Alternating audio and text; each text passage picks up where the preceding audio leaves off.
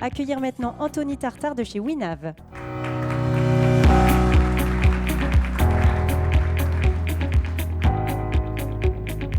Bonsoir Anthony. Bonsoir Amandine. Donc WINAV, c'est une toute jeune structure, puisque vous venez de souffler votre toute première bougie il y a quelques jours, avec vos deux associés et amis d'enfance, Antoine Boucher et Kevin Capendu. Vous avez imaginé WINAV. Vous êtes incubé à Euratechnologies. Le principe, c'est de transformer les bateaux thermiques avec moteur à forte puissance en bateaux électriques. Donc le rétrofit, c'est ce mécanisme de transformation de moteurs qu'on retrouve aussi dans l'automobile. C'est vraiment un sujet en vogue, alors que la région est en train de se doter d'un véritable écosystème de gigafactories. On en a beaucoup entendu parler la semaine dernière. Par contre, sur le bateau, il y a encore très peu d'acteurs, ce qui fait de WINAV un acteur sur un vrai marché de niche. Mais vous allez nous expliquer tout ça, Anthony. Allez-y. Bonjour à toutes et à tous, je m'appelle Anthony Tartare et je me posais une question. Pourquoi dépenser une fortune et contribuer à la pollution en achetant un bateau électrique neuf alors que la durée de vie d'un bateau peut dépasser 90 ans ? Aujourd'hui, je vais vous présenter WINAV qui transforme les bateaux thermiques en électriques ou hybrides sur mesure. Prenons ici l'exemple des calanques de Cassis. Depuis 2020, les armateurs, les acteurs du tourisme ont de nombreuses restrictions directement pour faire les visites à l'intérieur des calanques de par les moteurs thermiques qui sont bruyants, qui sont vibrants et qui gênent énormément la faune et la flore marine. De plus, ces moteurs justement qui sont bruyants, qui sont polluants et également vibrants, abîment l'expérience directement côté utilisateur. Et donc c'est pour cela que nous devons rentrer en jeu. WINAV, comme je le disais, transforme les bateaux thermiques en électriques ou hybrides sur mesure. Le but, ça va permettre d'enlever toutes les restrictions possibles directement pour les armateurs qui ne peuvent plus faire leur métier comme ils le faisaient avant. Mais de plus, ça va protéger la faune et la flore marine de par les moteurs qui n'auront plus aucune vibration, qui n'auront plus de bruit et qui n'auront plus de rejet de CO2 directement par l'hélice, tout simplement à l'arrière du bateau. Donc c'est également un investissement pour ce client. Le but, il a à peu près une rentabilité de 7 ans de par l'électricité qui est beaucoup moins chère que l'essence, mais également au niveau de la maintenance. On part sur plusieurs dizaines de milliers d'euros par an de maintenance sur un système thermique, alors que sur le système électrique, on est à seulement quelques centaines d'euros. Donc c'est un énorme investissement pour lui et par la suite être l'un des premiers acteurs de la transition. Donc en ce qui concerne notre processus, le processus total dure environ 10 mois. Donc on commence par une pré-étude de faisabilité. À partir de cette étude, on va envoyer directement un devis à ce client pour lui permettre justement de pouvoir continuer avec nous.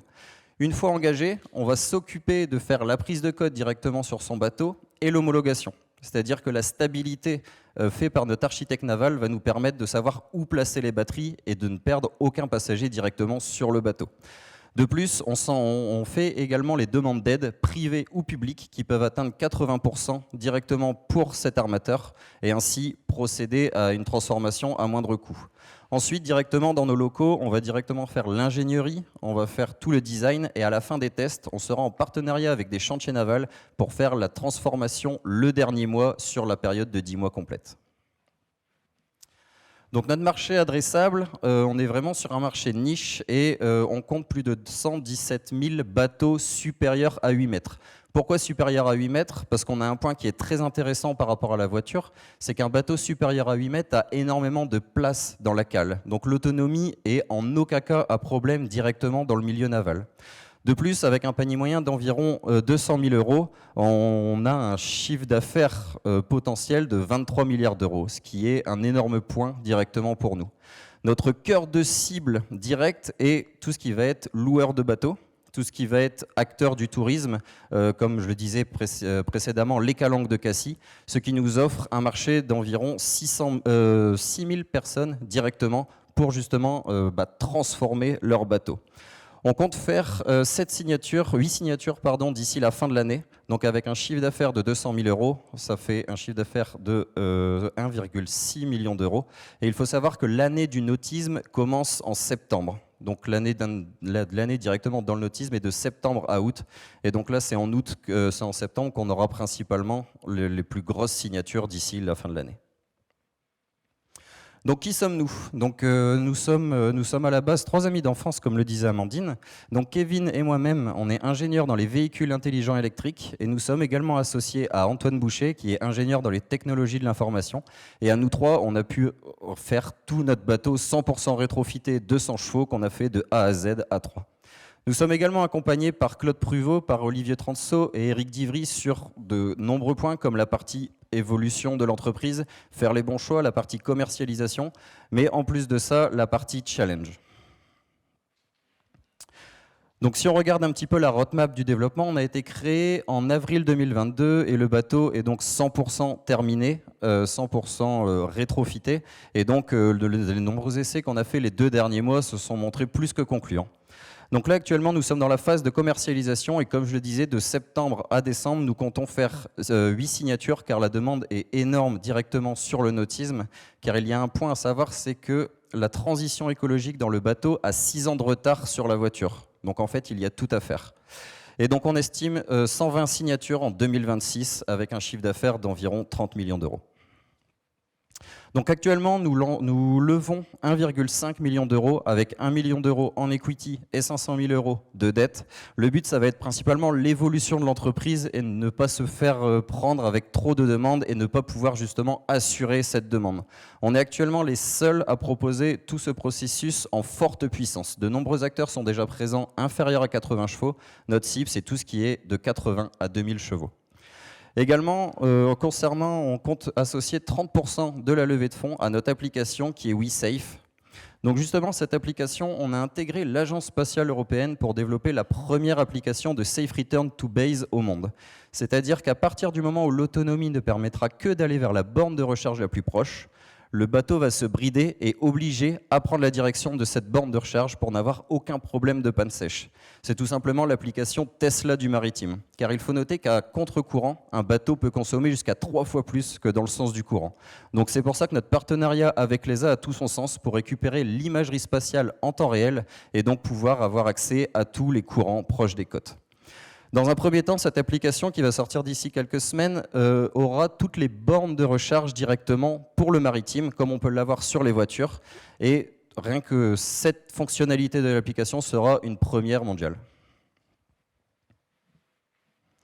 Donc nous sommes déjà accompagnés par de nombreux acteurs qui nous ont fait confiance, qui nous ont cru, donc pour 3 jeunes qui sont sortis directement de l'école. Mais on compte continuer justement nos partenariats avec tout ce qui va être chantier naval principalement pour étendre justement notre visibilité et bien évidemment accroître notre notoriété et transformer le plus de bateaux possible. Et bien évidemment, si vous avez à cœur de passer à la transition écologique dans le milieu maritime et protéger toute la faune et la flore marine, venez investir chez nous.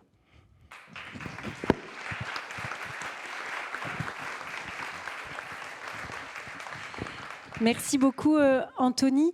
Comment se fait-il que le marché de l'automobile électrique soit très développé et pas celui des bateaux ? En fait, directement sur la voiture, on s'est rendu compte, il y a à peu près 6 ans actuellement, c'est qu'il y a eu énormément de restrictions comme les ZFE, les zones à faible émission, qui sont arrivées assez rapidement directement dans l'automobile. Et il y a également eu des accompagnements, des aides pour justement permettre aux gens de passer à la transition directement. Donc là, en fait, on est en train de refaire tout le même processus, mais 6 ans en arrière. Et comme je disais, comme avec les calanques de Cassis, qui sont cette fois-ci plus des ZFE, mais des AMP, des aires marines protégées. Le processus prend la même tournure que celui des voitures. Vous parliez dans votre pitch de 10 mois entre l'envie de changer son moteur et puis ensuite la livraison. Comment on explique ce délai qui semble plutôt long ?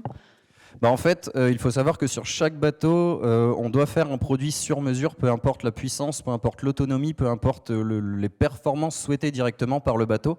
Par contre, ce qui va être vraiment intéressant, c'est que nous, on a développé tout notre système qui permet la corrélation parfaite entre tous les sous-systèmes et qui fait en sorte que notre produit est adaptable à tous les bateaux, peu importe la puissance, peu importe le nombre de batteries qu'on va mettre directement. Et en fait, on a un point qui est le plus long, entre guillemets, pour gérer tout ce processus, c'est que on est sur des milieux marins, on est sur des certifications marines, on est sur des normes IP67, et donc on peut avoir jusqu'à 6 mois de délai sur chaque moteur, justement parce qu'on fait du sur-mesure. Et donc justement, c'est ce délai qui fait en sorte que, avant de tout recevoir et de faire toute l'ingénierie finale, on a un délai qui dure en tout 10 mois. Est-ce que c'est le même délai que quand pour la construction d'un bateau ? En fait, nous, on est donc, comme je disais, sur 10 mois complets pour transformer, et l'immobilisation du bateau ne se fait que le dernier mois. Par contre, on est sur 3 à 4 à 5 ans pour l'achat d'un bateau neuf électrique. Oui, donc c'est quand même pas la même chose. Qu'est-ce qu'il en est des bornes ? C'est bien beau après d'avoir un bateau électrique. Est-ce que les ports aujourd'hui en sont équipés comme peuvent l'être les villes ? En fait, ce qui est intéressant directement sur le bateau, c'est qu'il n'y a aucun problème en termes de bornes de recharge parce que tous les ports sont déjà équipés de la forte puissance. Et en plus de ça, c'est comme on s'intéresse principalement au B2B, les acteurs du tourisme, les agglomérations s'engagent à fournir gratuitement la borne de recharge directement au ponton de l'armateur pour justement lui fournir tout simplement la borne qui est coûteuse. Et dans d'autres cas, si l'agglomération ne souhaite pas directement distribuer gratuitement la borne de recharge, on est en partenariat avec Aqua Superpower qui fournissent des bornes de recharge gratuitement. Et par contre, eux, ils font leur rentabilité sur une électricité un peu plus chère sur une dizaine d'années. Quelle est l'autonomie moyenne pour un bateau ? En fait, l'autonomie moyenne, tout va dépendre de, comme je disais, on est vraiment sur du sur-mesure et de la demande du client. Mais à titre d'équivalent, par une simple conversion mathématique, on sait que dans un litre d'essence, on a un certain nombre de kilowattheures et à partir de différents calculs, on va savoir combien justement l'armateur aura besoin de packs de batterie directement dans son bateau. Mais par exemple, nous, sur notre bateau, là, dans tous les essais qu'on a fait en fluvial, on a un peu plus de 10 heures d'autonomie. J'ai une question dans le public. Est-ce que vous pourriez nous citer des chantiers avec lesquels vous travaillez, un chantier naval par exemple ? En fait, les chantiers navals avec qui on va travailler, ça va être directement à l'endroit en question des gens qui vont transformer leur bateau. Par exemple, on a un bateau, donc on a un prospect très intéressé qui est sur les canals du Midi. Il a déjà son chantier naval qui lui faisait toutes les transformations, toutes les modifications, tous les entretiens sur son bateau. Et donc justement, on va rester avec ce chantier naval qui va donc mettre le bateau sur cale sèche et donc retirer toute la motorisation. Aujourd'hui, vous êtes sur le sud de la France, mais est-ce que vous imaginez une expansion à l'international ? Notre but, oui, justement, c'est de pouvoir s'exporter le plus possible et devenir justement un des leaders mondiaux de la transition écologique dans le bateau. Et donc, par exemple, là, on va faire le salon en fin d'année, donc le Metz d'Amsterdam, où justement le port passe en 100% électrique et où il y a forcément une demande énorme et il y a un nombre de refus, un nombre de délais d'attente énorme. Et donc, oui, justement, on compte s'exporter le plus rapidement possible pour devenir le leader. Et est-ce qu'on peut imaginer que tout comme la voiture thermique, le bateau thermique sera interdit à terme ? Est-ce que c'est quelque chose qui pourrait être envisageable ? Il y a énormément, donc comme je disais, il y a les calanques de Cassis. Donc là, pour l'instant, on n'est pas sur une interdiction totale, mais par contre, on est sur une obligation de naviguer en électrique à 60% à l'intérieur des calanques. Donc ça, c'est déjà un premier point, mais il y a également la Suisse qui veut interdire la motorisation supérieure à 100 chevaux donc sur les plans d'eau fermés. Il y a également Berlétan, il y a le lac d'Annecy qui avance de plus en plus dans ce sens. Donc oui, on va avoir énormément de zones où l'interdiction du bateau thermique sera présent. Et même du côté du fluvial, si on a les ZFE pour la voiture, les péniches qui navigueront dans le fluvial auront également les AMP, donc pour justement réduire la pollution tout simplement. Et qu'en est-il du recyclage ? Les anciens moteurs thermiques, qu'est-ce qu'ils deviennent ? En fait, directement, comme on travaille avec les chantiers navals, ils ont tout simplement le processus de A à Z pour quand ils changent des moteurs, sauf que là, au lieu de changer moteur, on passe directement sur la transition électrique. Mais donc, eux, ils ont déjà leur processus en interne pour recycler le moteur et donc ne pas jeter tout simplement tout ce qui est encore utilisable. Vous avez des ambitions d'atteindre un chiffre d'affaires de 50 millions d'euros à peu près d'ici 5 ans. Quels sont vos besoins en termes d'effectifs et sur quel type de profil ? En fait, comme je le disais, comme il y a vraiment 6 ans de retard dans la transition du bateau comparé à la voiture, il y a tout à faire. Donc c'est dans un premier temps faire connaître le rétrofit parce que de nombreux acteurs veulent passer sur un bateau électrique neuf sans forcément connaître le rétrofit. Mais le point négatif avec ça, c'est que ils peuvent attendre encore 5 ans avant d'avoir leur bateau. Et donc justement, c'est dans un premier temps gérer toute la partie commerciale pour nous faire connaître et ensuite gérer ça va être un énorme travail à ce niveau-là. Et ensuite gérer toutes les transformations avec la formation de nos équipes et de chantier naval pour justement pouvoir scaler la boîte tout simplement. Et juste allez-y Sabine. Est-ce que vous avez un brevet sur votre procédé ? Est-ce que vous êtes protégé d'une certaine façon ? Parce que c'est une activité quand même très capitalistique. Alors, on n'a pas de brevet directement sur l'application, mais tout simplement notre application est déposée. En fait, nous, ce qu'on a fait, c'est la gestion d'énergie parfaite directement sur notre système. En fait, on prend le meilleur moteur électrique du marché justement pour le bateau, le meilleur variateur, les meilleures batteries. Et en fait, on a fait toute la gestion d'énergie pour avoir une corrélation parfaite entre tous les sous-systèmes et donc avoir un seul et unique système à la fin. Et donc, justement, ce code-là est protégé. Et pour le développement justement de ce code, on est en partenariat avec Garmin, donc qui est le leader tout simplement de l'instrumentation navale. Et donc on a tout développé en collaboration avec eux et on reste totalement maître de tout le logiciel. Une dernière question. Vos batteries, elles viennent des gigafactories de la région ? Pas encore, mais c'est le but. Là, pour l'instant, notre fournisseur, c'est PowerTech. Et justement, ce fournisseur est 100% français. Il est de Saint-Cyr-l'École. Et donc, ça permet d'avoir une technologie 100% française. Et de même, pour le moteur, le variateur et tout le reste, on essaye d'être au maximum européen frontalier. Bien, merci beaucoup, Anthony, pour votre pitch.